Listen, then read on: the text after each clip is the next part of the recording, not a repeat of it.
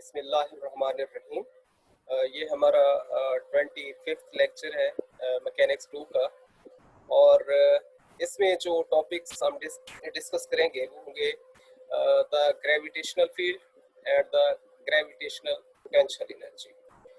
हम प्रीवियस एक दो लेक्चर से ग्रेविटी को स्टडी कर रहे हैं।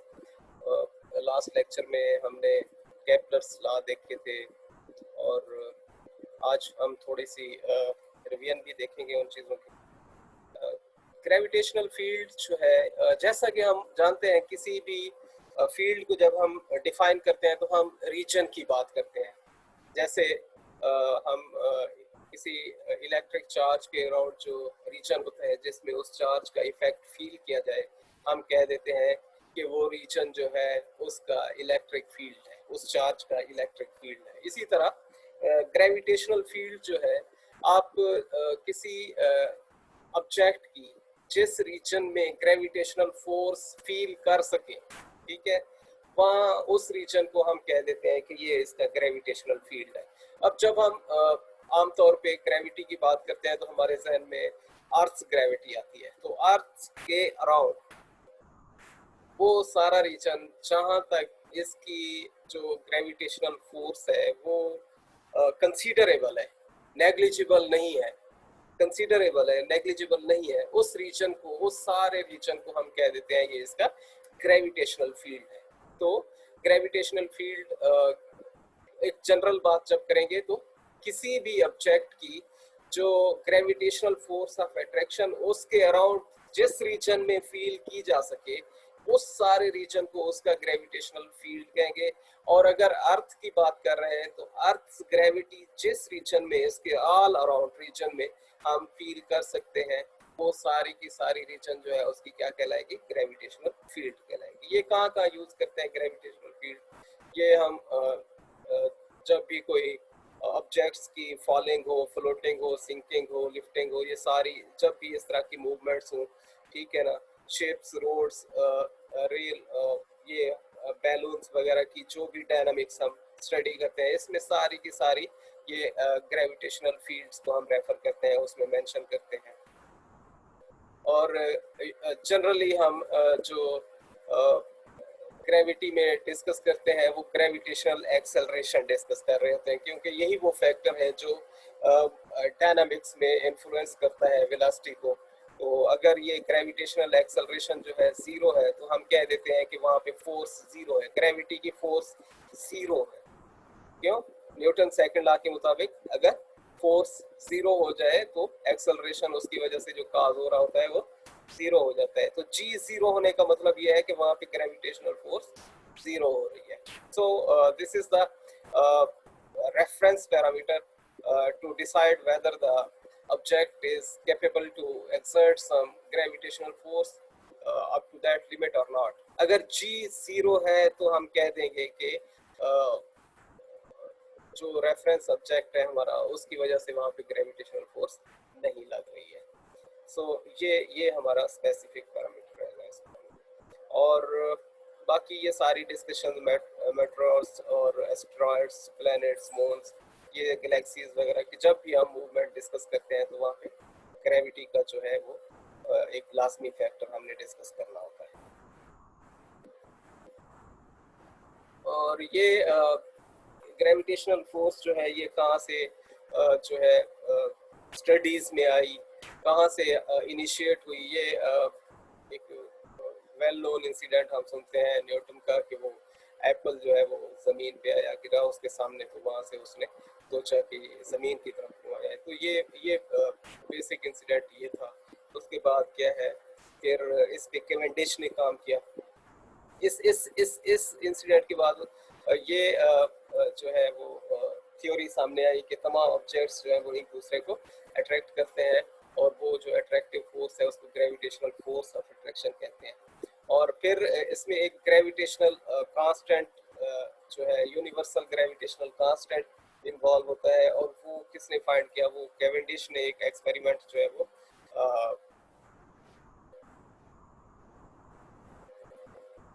ये वाला एक्सपेरिमेंट, इसमें जो उसने मिरर रिफ्लेक्शन जो है वो दो मैसेज लगाई, ये हम प्रीवियस क्लासेस में पढ़ चुके हैं। तो यहाँ से ग्रेविटेशनल कांस्टेंट की जो वैल्यू आई थी वो ये मिली 6.67 10⁻11 न्यूटन मीटर स्क्वायर पर कूलम स्क्वायर। तो ये ग्रेविटेशनल कांस्टेंट है और ये वो वेल नोन फार्मूला है जो Newton's universal law of gravitation को एक्सप्रेस करता है। इसमें जी जो है वो क्या है, ग्रेविटेशनल कांस्टेंट है, मास एक ऑब्जेक्ट का है, दूसरे ऑब्जेक्ट का मास m2 है, और ये r स्क्वायर जो है this is the displacement between centres of these two objects. तो ये हम देख सकते हैं कैसे ये ऑब्जेक्ट मास m2 जो है मास m1 को अपनी तरफ अट्रैक्ट कर रहा है, और ये वो फोर्स है जो मास जो है वो यहाँ पे ये फोर्स जो है ये F12 होनी चाहिए, ये फोर्स F12 ये फोर्स होनी चाहिए, और F21 ये होनी चाहिए। F12 क्यों है, ये सबस्क्रिप्ट्स जो है ये आपने रिवर्स करने हैं। ये F12 है, this is the force on mass m1 due to mass m2। ये सबस्क्रिप्ट्स लाजमी आपने रिप्लेस करने हैं। ये F21 नहीं है, ये F12 है, और ये F21। ठीक है, F21 का क्या मतलब होगा, force on mass 2 due to 1, और ये डिस्प्लेसमेंट रहेगा इनमें। तो ये इस तरह से हम ग्रेविटेशनल लॉ को एक्सप्रेस करते हैं। ये यूनिवर्सल ग्रेविटेशन में हम देख चुके हैं ये चीज़। उसके बाद फ्री फॉल एक्सेलरेशन, ये भी हम लास्ट लेक्चर में डिस्कस कर चुके हैं। जस्ट एक रिवीजन है। इसमें क्या होता है कि जब आप कोई ऑब्जेक्ट देखते हैं कि वो फॉल कर रहा है, या ऐसे हम करते हैं अपनी स्टडीज में कि कोई ऑब्जेक्ट फ्रीली फॉल कर रहा है। फ्रीली फॉल करने का मतलब ये है कि that is under the influence of gravitational force only, और कोई उस पर दूसरी फोर्स लग नहीं रही होती। तो जब उस पर सिर्फ और सिर्फ एक ही नेट फोर्स एक्ट कर रही होती है और वो ग्रेविटेशनल फोर्स होती है, तो हम कह देते हैं कि ग्रेविटेशनल फोर्स जो है वो नेट फोर्स है। और वो नेट फोर्स कैसे बन जाती है ये हम देखते हैं कि अगर ये ग्रेविटेशनल फोर्स है, अगर ये ग्रेविटेशनल फोर्स है F is equal to gm1 m2 over r square, तो इसको above the surface of earth अगर हाइट जो है वो h पे है ऑब्जेक्ट, तो हम re प्लस h कर देते हैं। इसका r जो है वो re प्लस h के बराबर हो जाता है, और इसको इस तरह से मॉडिफाई करेंगे। और ये वो फोर्स है जिसको हम ग्रेविटेशनल फोर्स कह देते हैं किसी एक स्पेसिफिक हाइट पे अबव द सरफेस ऑफ अर्थ। ये h जो है हाइट है। अब ये नेट फोर्स के बराबर हो जाएगी, ये नेट फोर्स आ जाएगी, mg कह दें या mag कह दें, एक्सेलरेशन ड्यू टू ग्रेविटी। ठीक है, तो ये mag आ जाएगा यहाँ पे। अब ये स्मॉल m ये इस m से कैंसिल आउट हो जाएगा, और जो ग्रेविटेशनल एक्सेलरेशन है, एक्सेलरेशन ड्यू टू ग्रेविटी है, उसको g भी हम मार्क कर देते हैं। कभी इस तरह से भी a और g सब्स्क्रिप्ट में मिलेगा, तो ये भी ग्रेविटेशनल एक्सेलरेशन है। इसको हम कहते हैं कि ये बराबर हो जाएगा gme over re plus h whole square. तो ये जो कैलकुलेशन ऑफ ग्रेविटेशनल एक्सेलरेशन है, this all is under the assumption that the object is involved in free fall। जब भी फ्री फॉल होगा तो सिर्फ एक ही फोर्स अज्यूम करेंगे कि वो एक्ट कर रही है उस पे, और वो कौन सी होगी, वो होगी ग्रेविटेशनल फोर्स। इसके बाद ये पढ़ चुके। अब जब हम ग्रेविटेशनल पोटेंशियल एनर्जी की बात करते हैं, ग्रेविटेशनल पोटेंशियल एनर्जी, तो on the surface of earth, on the surface of अर्थ जो पोटेंशियल एनर्जी है वो तो होती है mgh। ठीक है, लेकिन जब फार ऑफ एरियाज की बात हो, बहुत ज्यादा एरिया, बहुत ज्यादा डिस्टेंस इन्वॉल्व हो जाए, मींस इतना एक कि दूसरा जो पॉइंट है, एक रेफरेंस पॉइंट लें और दूसरा जो उसके कंसर्न जो दूसरा पॉइंट हो उसको कह दें कि वो तकरीबन इंफिनिटी तक जो है वो जा रहा है, बहुत दूर है, तो फिर क्या करेंगे, फिर हम इस तरह के ये फार्मूलाज इन्वॉल्व करते हैं। इसमें बेसिकली कौन सी बेसिक लॉजिक इन्वॉल्व है, ये है F is equal to minus delta U, जिसमें हम कहते हैं कि जो फोर्स है वो in terms of potential energy define की जा सकती है with the help of gradient of potential energy with negative sign gives the net force becomes gradient minus delta U, it defines the gradient of the potential energy with negative sign which becomes equal to the net force. और वो formula जब हम gravitational force पे apply करते हैं जो कि G_M_E_M/R square होता है, तो वो वहां से जो U हमें मिलता है, फिर रिलेशनशिप तो है हमारे पास, कौन सी है, F is equal to minus delta U। तो डेल्टा जो है वो D/dr आप एज्यूम कर सकते हैं। तो D/dr जब आप एज्यूम करेंगे और जो है इन टर्म्स ऑफ फोर्स आप पोटेंशियल एनर्जी को जो है वो कैलकुलेट करेंगे, तो वो इस तरह से पोटेंशियल एनर्जी जो है इस फॉर्म में आएगी, U will become equal to minus G_M_E_M/R, minus G_M_E_M/R। अब ये पोटेंशियल एनर्जी है, ये स्पेसिफिक हम कह देंगे कि ये फार्मूला वर्क नहीं करेगा। कहाँ? ये सिर्फ और सिर्फ फिक्स होता है नियर द सरफेस ऑफ अर्थ, ठीक है ना। और हाई अबव द, वो एरियाज जहाँ पे बहुत ज़्यादा जो डिस्टेंसेस हैं इन्वॉल्व हों, तो फिर हम कह देते हैं कि उस वक्त हम पोटेंशियल एनर्जी ये वाला फार्मूला जो है वो इन्वॉल्व करते हैं कैलकुलेट करने के लिए, और इस तरह U will become equal to minus G_M_E_M/R।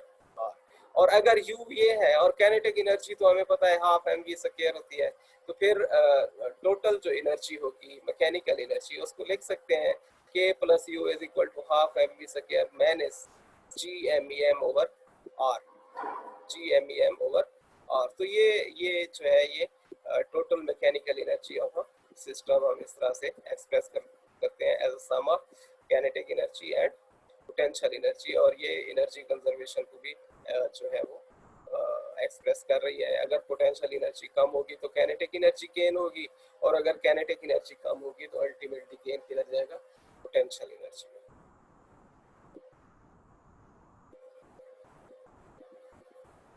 Okay, ये यहाँ तक आपका जो है वो टॉपिक है आज का, ग्रेविटेशनल पोटेंशियल एनर्जी। बाकी आगे आपने ये वैसे देख लेनी है एनर्जी ऑफ एन ऑर्बिट कैसे कैलकुलेट करते हैं। हमें पता है कि जो ग्रेविटेशनल पोटेंशियल एनर्जी है वो अट्रैक्टिव होती है। वो क्या होती है? अट्रैक्टिव होती है। हम एज्यूम कर लेते हैं कि जो अर्थ है ना वो रिवॉल्व कर रही है अपने ऑर्बिट में, और वो ऑर्बिट जो है वो अराउंड द सन है, ठीक है, अराउंड द सन है। तो अल्टीमेटली सन जो है वो अर्थ पे एक ग्रेविटेशनल अट्रैक्टिव फोर्स जो है वो एक्सर्ट करेगा। जब वो ग्रेविटेशनल अट्रैक्टिव फोर्स एक्सर्ट करेगा तो हम कह देंगे कि वो अट्रैक्टिव फोर्स होगी G_M_S_M_E/R स्क्वायर, या आप इसको कह दें कि G_M_M/R स्क्वायर। इसमें M जो है ये कैपिटल M इसको कह दें ये सन का मैस है, और ये स्मॉल m जो है ये अर्थ का मैस है, और ये R जो है ये क्या है, ये डिस्प्लेसमेंट है centre of earth and centre of sun के दरमियान का। अब G जो है वो ग्रेविटेशनल कांस्टेंट है, यूनिवर्सल ग्रेविटेशनल कांस्टेंट। अब हम जहाँ पे देख रहे हैं कि अर्थ जो है वो रिवॉल्व कर रही है around the sun due to this attractive force. ये फोर्स बैलेंस हो चुकी है किसके साथ? सेंट्रीपिटल फोर्स के साथ। तो वो सेंट्रीपिटल फोर्स हम जानते हैं mv²/r होती है, तो ये इसके बराबर है, इसके बराबर है। अब अगर ये फोर्स बढ़ जाए तो अर्थ जो है वो स्टेबल ना रहे, अपने ऑर्बिट में ना रिवॉल्व करे, वो फिर किधर चली जाएगी? वो सन की तरफ जो है वो अट्रैक्शन में वहाँ जाके वो स्लिप हो जाएगी अपने ऑर्बिट से। तो जब तक ये बैलेंस है तो ये ऑर्बिटल मोशन जो है वो कंटिन्यू रहेगी, और अगर बैलेंस है तो हम कह सकते हैं ये सेंट्रीपिटल फोर्स जो है वो ग्रेविटेशनल पुल के बराबर है, ग्रेविटेशनल फोर्स के बराबर है। तो ये जब इसको इक्वेट करते हैं और इसको मॉडिफाई करते हैं तो यहाँ से जो हाफ mv² है वो इसके बराबर आएगा। और हमें पता है कि मैकेनिकल एनर्जी जो है वो इस तरह से एक्सप्रेस होती है। अभी प्रीवियस पेज पे हमने देखा कि हाफ mv² माइनस G_M_M/R होती है। ये क्या है? पोटेंशियल एनर्जी का फैक्टर है। और हम यहाँ से हाफ mv² को ये वैल्यू दे चुके, तो वो वैल्यू यहाँ प्लेस करेंगे हाफ mv² की जगह पे, तो इनका जो डिफरेंस आएगा वो ये हो जाएगा G_M_M/R। 2r, minus gmm/2r। अब ये माइनस के साथ जो भी एनर्जी एक्सप्रेस होगी वो वो होगी अट्रैक्टिव, वो होगी अट्रैक्टिव एनर्जी, अट्रैक्टिव। उसकी वजह से जो फोर्स होगी वो अट्रैक्टिव फोर्स होगी। तो ये सर्कुलर, ऑलमोस्ट सर्कुलर ऑर्बिट्स के लिए हम ये कैलकुलेट कर रहे हैं, क्योंकि आर जो है ये रेडियस ऑफ सर्कल है। और अगर हम कह दें कि वो ऑर्बिट जो है वो इलिप्टिकल है, तो फिर हम आर की जगह जो है वो सेमी मेजर एक्सिस जो है इन्वॉल्व कर लेते हैं। तो आर को हम जब ए से रिप्लेस कर देंगे तो ये इलिप्टिकल ऑर्बिट बन जाएगा, ये सर्कुलर ऑर्बिट है यहाँ पे, ठीक है। तो यहाँ ये हम देख चुके हैं यहाँ पे कि किस तरह से किसी ऑर्बिट की एनर्जी हम कैलकुलेट करते हैं। अब आप यही फार्मूला जो है, यही फार्मूला किसी सैटेलाइट के लिए भी आप यूज कर सकते हैं, जो कि अराउंड द अर्थ जो है वो रिवॉल्व कर रहा हो। जैसे अर्थ हमने अज्यूम किया कि वो अराउंड द सन रिवॉल्व कर रही है, इसी तरह आप सैटेलाइट अज्यूम करें कि अराउंड द अर्थ रिवॉल्व कर रहा है, तो फिर उस वक्त क्या हो जाएगा, ये मैस जो है ये अर्थ का हो जाएगा, ये मैस जो है वो सैटेलाइट का हो जाएगा, और ये आर जो है ये सेंटर ऑफ अर्थ और सैटेलाइट के दरमियान का फासला हो जाएगा।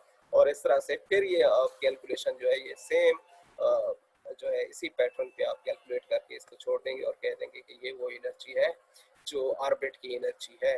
इस ऑर्बिट में जो ऑब्जेक्ट जो रिवॉल्व करेगा वो ये एनर्जी होगी, उसकी मैकेनिकल एनर्जी जो है उसकी ये एनर्जी होगी। इससे कम या ज्यादा होगी तो वो ऑर्बिट से जो है वो निकल जाएगा, उसमें नहीं सर्वाइव कर पाएगा। और ये एस्केप स्पीड क्या होती है,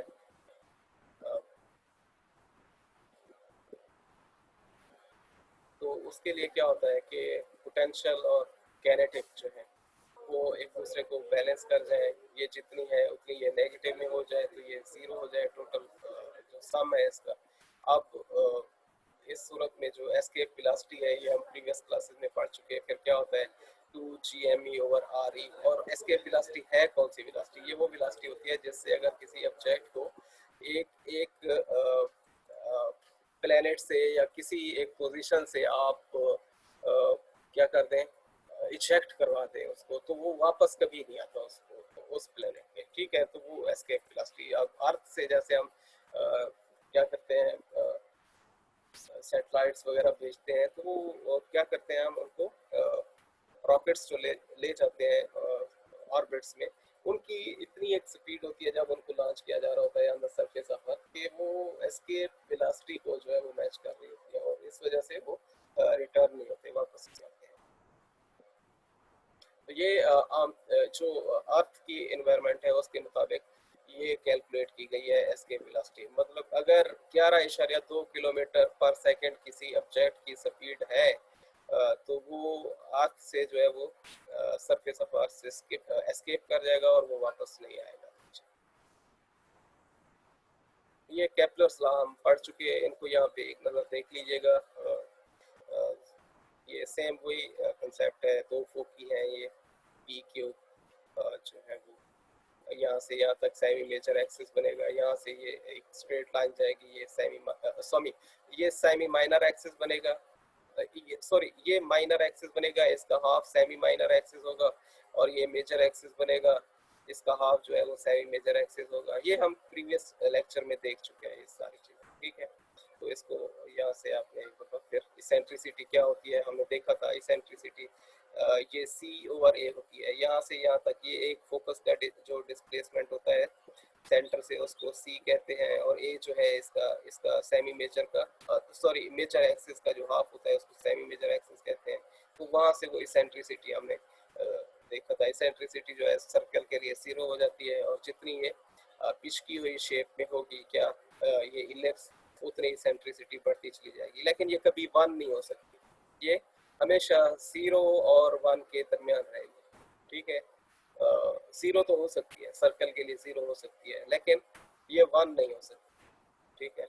ये ये अप्रोच कर सकता है, C जो है A को अप्रोच कर सकता है, लेकिन C जो है वो A के बराबर नहीं हो सकता, एग्जैक्ट 100% बराबर नहीं हो सकता, क्योंकि वो बराबर नहीं हो सकता है इसलिए हम इसको 1 नहीं मान सकते। तो ये इसेंट्रिसिटी का कंसेप्ट है, ये इक्वल एरिया कैसे इक्वल टाइम में स्वीप होता है, ये हम पढ़ चुके हैं इन डिटेल प्रीवियस लेक्चर में, उसकी ये रिवीजन है। ये केपलर्स थर्ड लॉ क्या है, ये टाइम पीरियड का स्क्वायर जो है वो सेमी मेजर एक्सिस की क्यूब के प्रोपोर्शनल होता है। प्रोपोर्शनल याद रखना है, ये के जो है ये कांस्टेंट है, ठीक है। जब इसको हटा देंगे तो ये प्रोपोर्शनलिटी हो जाएगी। That's all. और अभी कोई अगर कोई क्वेश्चन है आप